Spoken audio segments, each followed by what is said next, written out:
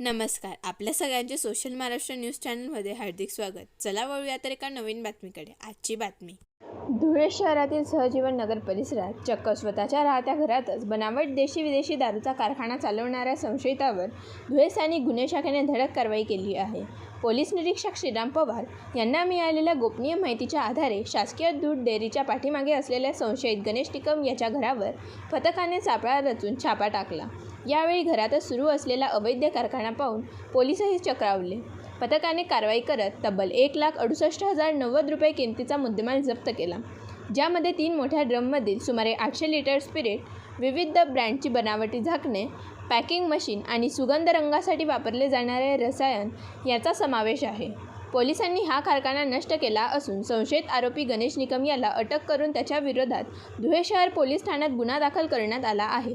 ही यशस्वी कारवाई पोलीस अधीक्षक श्रीकांत धिवरे आणि अपर पोलीस अधीक्षक अजय देवरे यांच्या मार्गदर्शनाखाली पार पडली. गणेशोत्सव आणि आगामी इतर सणोत्सव व स्थानिक स्वराज्य संस्थांच्या निवडणुका या अनुषंगाने मान्य पोलीस अधीक्षक श्री श्रीकांतजी धिवरे सरांनी शहरामध्ये तसेच जिल्ह्यामध्ये अवैध धंद्यांवर कारवाई करण्याबाबत आदेशित केलेले होते. त्या अनुषंगाने आज रोजी स्थानिक गुन्हे शाखेतील अधिकारी अंमलदार यांना सहजीवन नगर शासकीय दूध डेअरीच्या पाठीमागे धुळे येथे बनावट दारू तयार करण्याचा कारखाना सुरू असल्याची गोपनीय माहिती मिळाली. खात्री करण्यासाठी त्या ठिकाणी पथक रवाना केले असता त्यामध्ये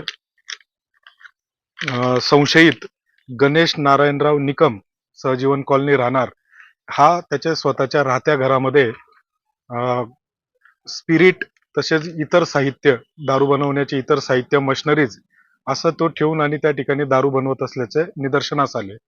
त्या अनुषंगाने पंच बोलवून पंचांसमक्ष पंचनामा केलेला आहे. त्यामध्ये 3 मोठे ड्रम ज्यामध्ये जवळपास 800 लिटर स्पिरिट मिळून आलेले आहेत. त्याचप्रमाणे वेगवेगळ्या ब्रँडचे झाकण जे पॅकिंगसाठी आवश्यक असतात ते मिळून आलेले आहेत. पॅकिंग मशीन मिळालेले आहेत. त्यानंतर दारू बनवण्यासाठीचे इतर जे रसायन आहेत, जसं कलर आहे, त्याला स्मेल येण्यासाठीचे जे काही लिक्विड आहे, असं सर्व सामान आपण त्या ठिकाणी जप्त केलेले आहेत. त्याच्यावर योग्य तो धुळे शहर पोलीस स्टेशन येथे गुन्हा दाखल करून कारवाई करण्याची तजवीज केलेली आहे. किती रुपयाचा मुद्देमाल आपण जप्त केला? हा आतापर्यंत अंदाजे जवळपास 3 ते 4 लाखाचा मुद्देमाल असण्याची शक्यता आहे. त्याचा पंचनामा करून गुन्हा दाखल केल्यानंतर सविस्तर माहिती मिळेल. अजून बातमी आवडल्यास चॅनलला लाईक व सबस्क्राईब करा व दररोज अशा नवनवीन बातम्या पाहण्यासाठी चॅनलला फॉलो करा. धन्यवाद.